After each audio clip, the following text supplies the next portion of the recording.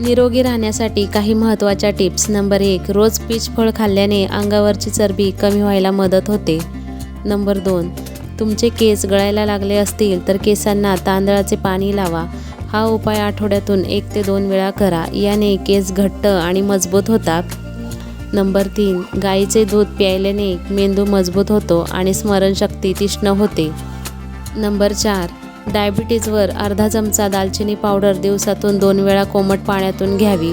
याने रक्तातील साखर कमी होते. नंबर 5, पोट साफ होत नसेल तर 1 ग्लास कोमट दुधात 1 चमचा तूप टाकून पिल्याने पोट साफ होते आणि बद्धकोष्ठतेचा त्रास कमी होतो. नंबर 6, लहान मुलांची उंची वाढत नसेल किंवा लहान मुले बोबडी बोलतात तर शंखामध्ये रात्री पाणी भरून ठेवावे आणि सकाळी लहान मुलांना उपाशी पोटी दिल्याने फरक जाणवेल. 3 महिने केल्याने बराच फरक पडतो.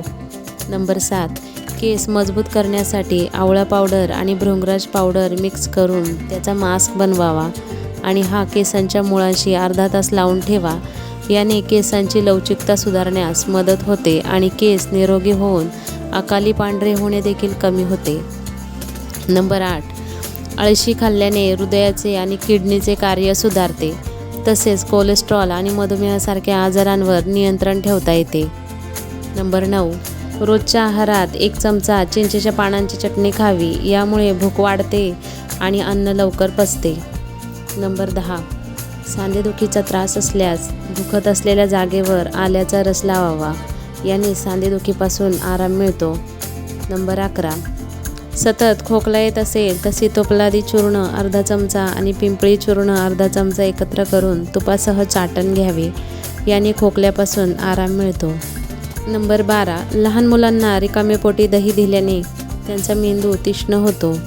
नंबर 13, रोज सकाळी धावल्याने कॅलरी बर्न होण्यास आणि पोटावरची चरबी लवकर कमी होण्यास मदत होते आणि आहारात सफरचंद आणि नाशपातीचे सेवन करा.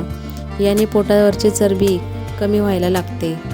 नंबर 14, कच्चा कांदा खाणाऱ्या व्यक्तीचे पोट कधीही खराब होत नाही. नंबर 15, जर तुमची हाडे दुखत असतील तर कोमट दुधामध्ये हळद मिक्स करून घेतल्याने तुमचे हाडासंबंधित त्रास कमी होतो. नंबर 16, केस मजबूत करण्यासाठी कढीपत्त्याच्या पानांमध्ये बीटा कॅरोटीन आणि प्रोटीनचे प्रमाण भरपूर असते. म्हणून त्यांची पेस्ट तयार करून केसांना लावा. अर्ध्या तासानंतर केस धुवा. याने केस दाट होतात. नंबर 17, लहान मुलांना रोज दूध प्यायला दिले पाहिजे. त्यामध्ये कॅल्शियम, व्हिटॅमिन डी असते. त्यामुळे त्यांची हाडे मजबूत होतात. नंबर 18, जर कानामध्ये खाज सुटत असेल तर बोटाला किंवा बड्सद्वारे खोबरेल तेल लावून कानामध्ये चोळावे. याने कानामधील खाज थांबते. नंबर 19, लहान मुलांना रोज 2 ते 3 भिजवलेले बदाम दिले पाहिजे. त्यामुळे त्यांची बौद्धिक क्षमता वाढते. नंबर 20, दुधी भोपळा, कारले हे हृदयाच्या रुग्णांसाठी खूप फायदेशीर आहे. ते रक्तदाब आणि मधुमेह नियंत्रित ठेवते. तसेच पित्ताचा त्रास देखील होत नाही. नंबर 21, काम केल्यावर खूप थकवा जाणवत असेल तर पाण्यात लिंबू, साखर आणि सैंधव मीठ टाकून सरबत बनवावा. याने तुम्हाला एनर्जी येईल. नंबर 22, तुम्हाला भूक कमी लागत असेल तर पुदिन्याच्या पानांचे सेवन करा. यामुळे भूक वाढते. नंबर 23, रोज सकाळी अंडी उकडून खावी. त्याने हाडे मजबूत होऊन शरीराला ताकद मिळते. नंबर 24, जेवण केल्यानंतर झोपू नका. आधी शतपावले करावी, मग किमान अर्ध्या तासानंतर झोपावे. नंबर 25, रोज 7 ते 8 तास झोप घेतली पाहिजे. झोप कमी घेतल्याने शारीरिक आणि मानसिक आरोग्यावर विपरीत परिणाम होऊ शकतात. नंबर 26, ग्रीन टी प्यायल्याने वजन कमी होते तसेच चेहऱ्यावर चमक येते. नंबर 27, गरोदर स्त्रियांनी नियमित भिजवलेले बदाम खाल्ल्यास गर्भाच्या वाढीसाठी खूप फायदेशीर ठरते. नंबर 28, चेहऱ्यावर ऑलिव्ह ऑइलने चेहऱ्याची मालिश करावी.